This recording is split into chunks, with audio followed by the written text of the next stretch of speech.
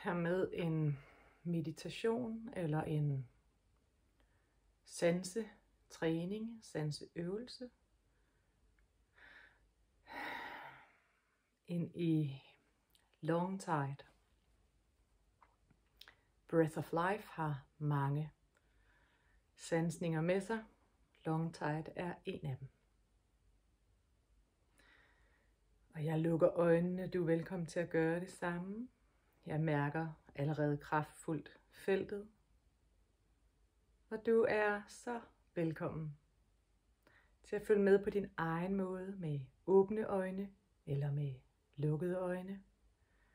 Helt som du har behov for lige nu. Og det kan være forskelligt for dig for hver gang du lytter.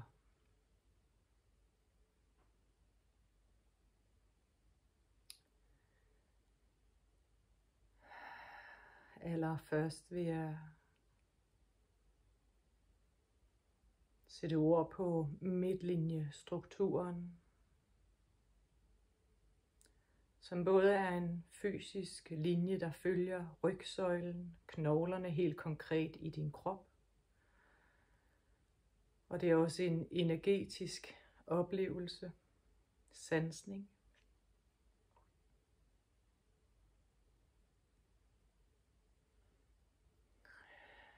Men lad mig først tale dig ind i den fysiske struktur.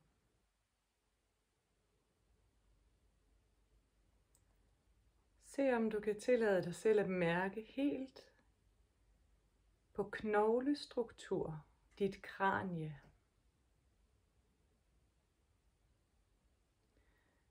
Kraniet er af mange set som en sammenhængende form. Det er ikke én knogle, det er mange knogler. Men se om du kan tillade dig selv at mærke blot hele konceptet kranieknogler.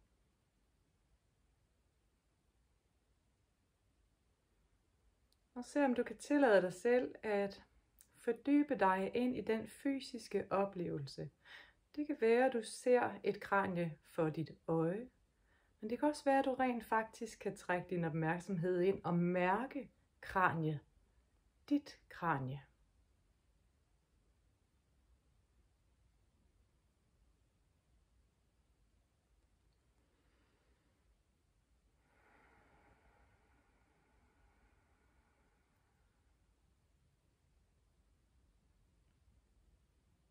Når du tillader dig selv at sanse ind i kraniets fysiske strukturer, så kan det være, at du mærker, oplever, sanser, at der er en bevægelighed mulig. Eller skal jeg hellere sige, at der er bevægelighed. Den oplagte er naturligvis kæbeleddet, som når man taler og tykker og synker og alt hvad man gør, flytter på sig. Men der er også strukturer imellem de store sammenhængende plader, som skaber luft i noget, der ellers kan føles samlet.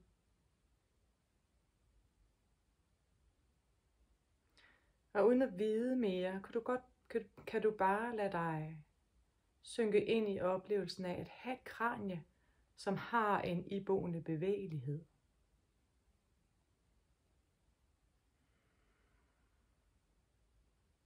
Der er plads til et åndedræt i kraniet.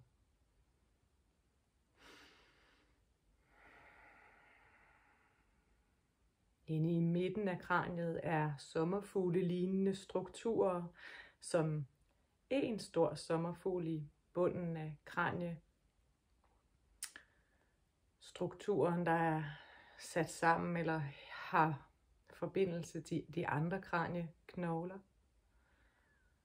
Og hvis du ser, hvordan midten af sommerfuglen ligger herinde bagved, inde i midten af kraniet, så kan det være, at det giver dig et billede af, at sommerfuglen har vinger, der kan flagre. Inde midt i dit hoved, inde midt i de fysiske strukturer. Sommerfuglevingerne bevæger sig naturligvis kun på mikroniveau, men det kan sanses som en bevægelighed, som giver en oplevelse af, at kraniet har sin egen bevægelse, og det kan også opleves som, at det har sit eget åndedræt.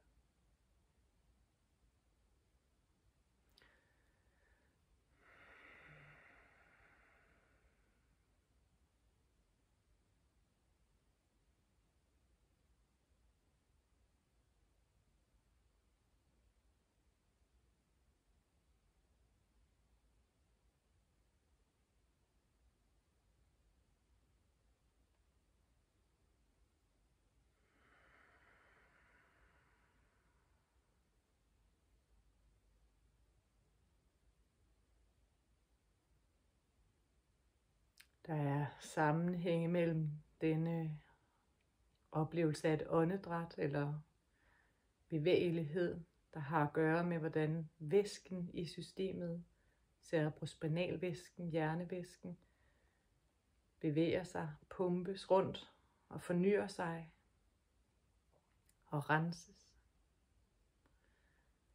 Og det leder os videre til, hvordan kraniet, knoglestrukturerne hviler på rygsøjlen. Den øverste rygsøjle, knogleatlas, er balancepunktet for kraniet. Og der er sammenhænge med hjernevæsken, der går ned igennem rygsøjlesystemet.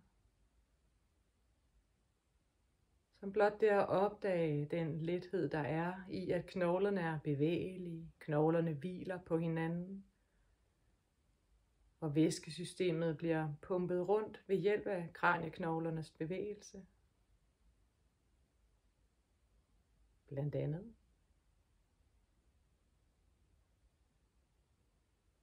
Det giver en blødhed ind i systemet at vide, at det hænger sammen. Så når nu du sanser de fysiske strukturer af kranieknoglernes bevægelighed, vingerne, sommerfuglen i bunden af dit kranie, eller i midten af dit kranie,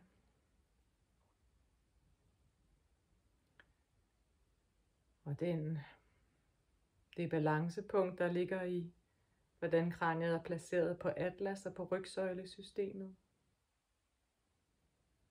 så kan du nu lade din opmærksomhed glide ned af rygsøjlens knogler. Og måske ligefrem fornemme hver eneste knogle.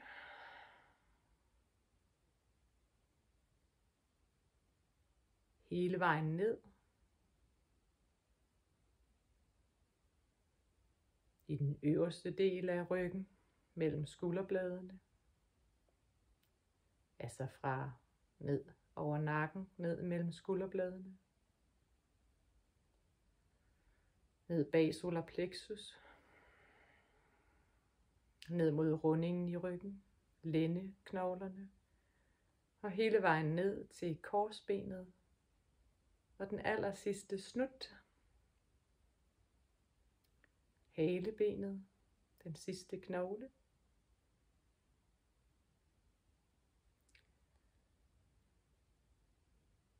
Og du kan selv vælge, hvor meget du går på opdagelse i knoglernes strukturer, når du laver den her øvelse selv.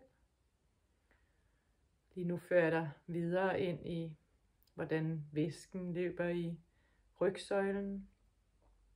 I den sammenhæng fra kraniets væskepuls. Væsken, der løber omkring kraniet. Og ned igennem rygsøjlen. Godt beskyttet eller godt holdt inde af en solid hinde.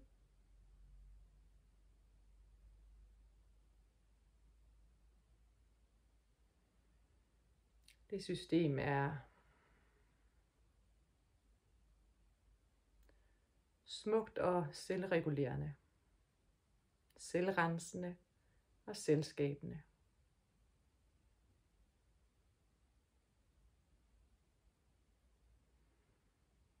På den måde godt grounded i den fysiske krop.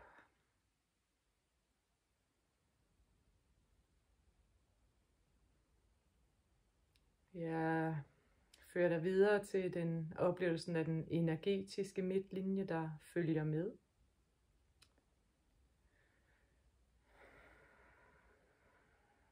Det kan være, at du har sanset det selv allerede, men som en form for rør eller kanal ned igennem dit system fra det øverste af isen og hele vejen ned til bunden af din krop. Og lige meget hvor skæv du er i din fysiske krop, så er der ligesom en lodfornemmelse ned. En lodret fornemmelse af en tyngde, som tyngdekraften, men også en opdrift, der skaber en rummelighed at være spændt ud mellem tyngdekraft og opdrift. Det kan sanses i de fysiske knogler, og det kan også blot sanses som en energetisk oplevelse. Og måske knytter sig en farve eller måske et metal, guld eller sølv eller noget andet, du kan mærke, der taler igennem dit system. En sansning. Stjernestøv eller hvad du nu mærker, som vibrerer i dit midtlinjesystem.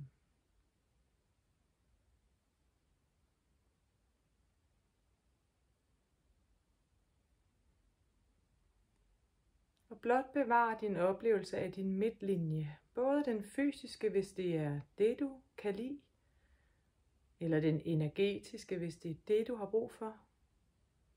Eller mærk, hvordan de er smeltet sammen til ét.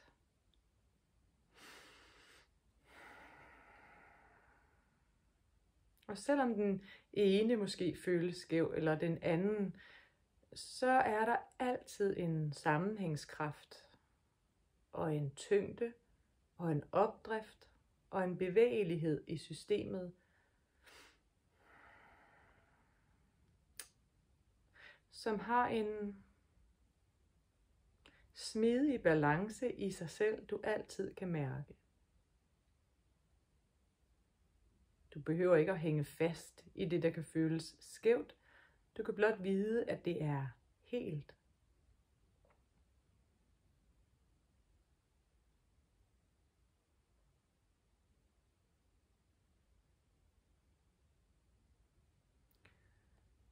Herfra kan du nu se, om du har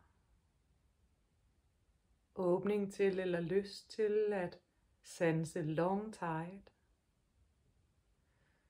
som er en oplevelse af et træk igennem naturen,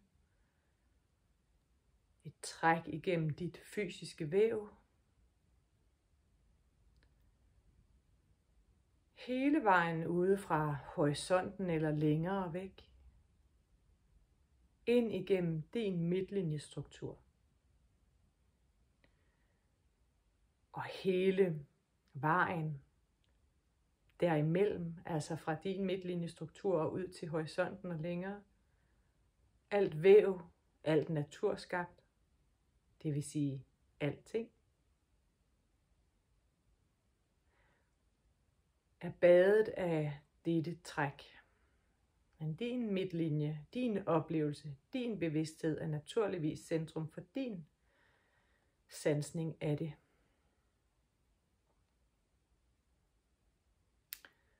Long tide har et tempo på 50 sekunder den ene vej. Ligesom et tidevande, long tide, det langsomme tidevand, så trækker det fuldstændig stabilt, ligegyldigt hvordan vi har det. Ligegyldigt om vi har ondt eller er forvirrede, om vi er i depression, har smerte eller er super glade, ligegyldigt hvordan vi har det, så er long tide altid 50 sekunder den ene vej. Og så når den et punkt, hvor den ligesom stopper op og vender og har 50 sekunders træk den anden vej. Den er altid i gang, den forandrer sig aldrig, og den kan mærkes vedholdende i dit væv og i din energi.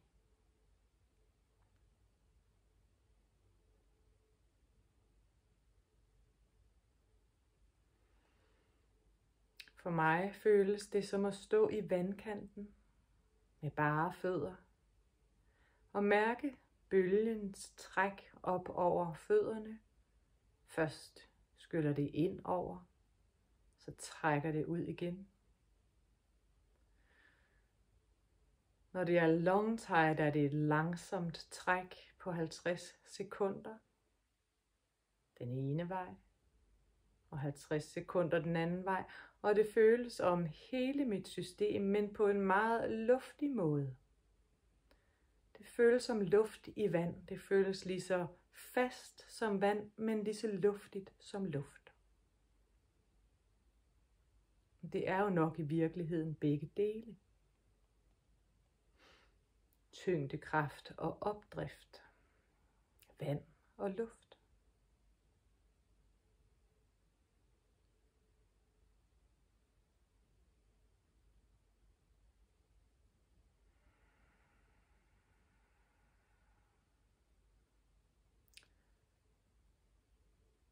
Nogen kan måske sidde og famle efter, hvad det er og hvordan det mærkes. Det bedste råd, jeg kan give, er at sidde og mærke din egen tilstedeværelse gennem din midtlinjestruktur. Din egen bevidsthed lige her. Med en åbenhed for at lade det vise sig. Med en åbenhed, ligesom surferen, der har sit surfbræt og sidder og venter på, at bølgen kommer. Og når den er der, så med ro i sind, surfe med. Ikke forsøge at fange det eller styre det. Ikke forsøge at holde det fast. Men blot glædes over, når bølgen fanger eller rammer. Og mærke, hvordan bevægeligheden igennem systemet er alt omsluttende for din oplevelse. Lige der, hvor surferen er i flow, er han lige så meget havet, som han er sig selv, fordi han bliver nødt til at være et med den bevægelse, han er en del af. Sådan er det også at være fordybet i long tide.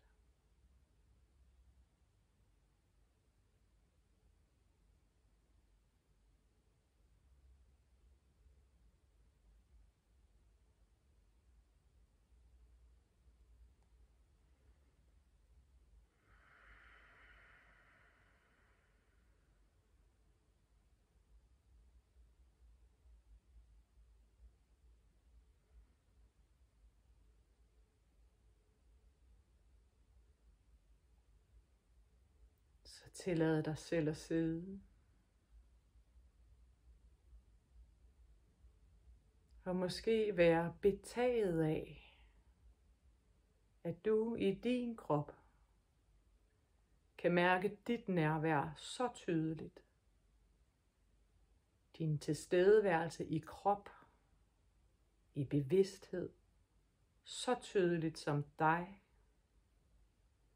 Samtidig med, at du er badet i livskraft. Du er havet. Du er tidevandet. Du er surferen. Du er den, der oplever det, og du er den, der surfer. Og du er også i fuld resonans med livskraften selv, havet selv, den langsomme bevægelse, vi kalder long tide. Det hele er udtryk for breath of life, livets åndedræt, gennem dig.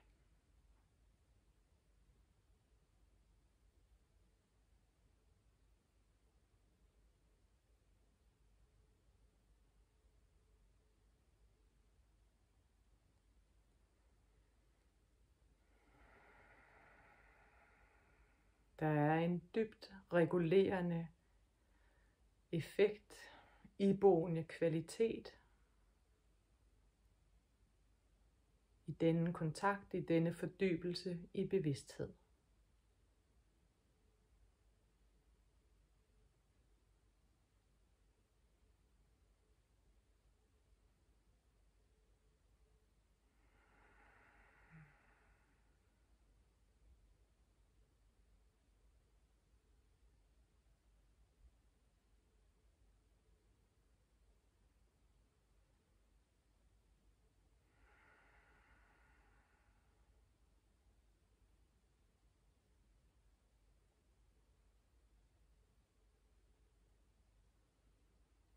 Og hvis du synes, du falder ud af det, så måske når du opdager det, blot vende tilbage til din egen midtlinjestruktur. Det kan være knoglerne, det kan være den energetiske midtlinjestruktur, oplevelsen af, at du er en kanal for den livskraft at trænge igennem.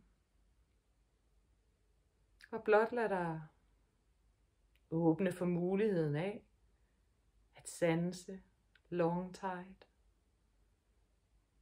Det langsomme træk igennem systemet på 50 sekunder den ene vej og 50 sekunder den anden vej. Med en lille stilhedspause imellem bevægelserne. Det kan også være, du allerede er sunket dybt ind i det, vi kan kalde dynamisk stilhed.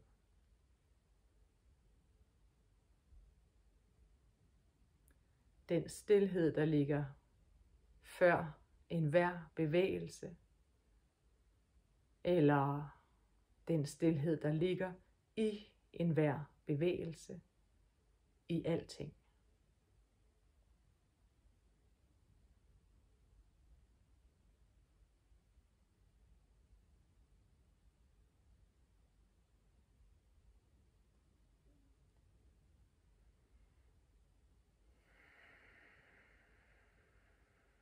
Nu vil jeg bede dig om at lade din opmærksomhed komme tilbage til din kranie, til din krop, hele vejen fra toppen af hovedet, hvilende på rygsøjlen, hele vejen ned langs rygvivlerne, ned til korsbenet, den store flade knogle, der er sat sammen af mindre knogler, og hele vejen ned til halebenet.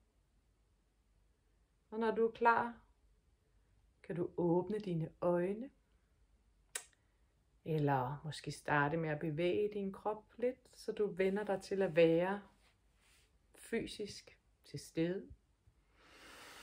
Med en krop, der kan bevæge sig rundt i tid og rum.